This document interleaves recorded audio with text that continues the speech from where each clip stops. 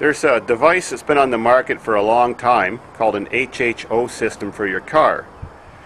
They're not being as hyped as much in 2009, 2010 as they were the previous couple years, because I really don't think they're very effective.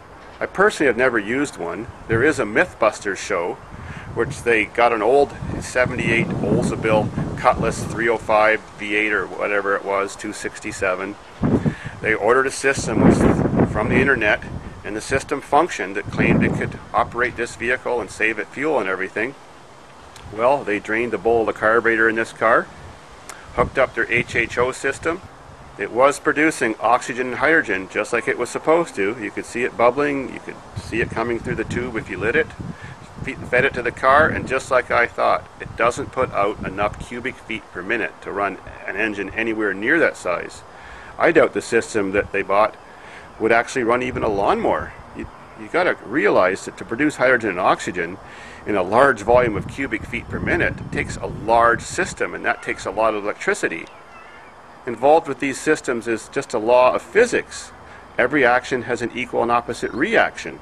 So how can you get free energy if you're using your alternator on your vehicle to produce the energy and the amperage required to use the electricity to break this water down to oxygen and hydrogen? It's no free lunch there.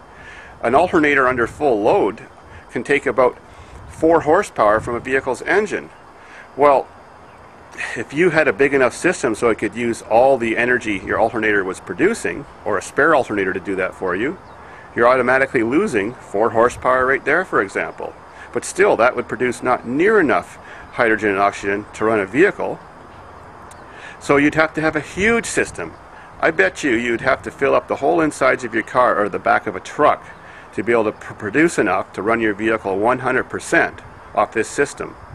Yes, if you do have another system that's smaller and tap it into your vehicle and find a way to reduce the amount of fuel your car burns and supplement it with this instead of the fuel that it's not burning, like reducing the fuel pressure to your injectors, tricking your oxygen sensor, putting smaller jets in your carburetor.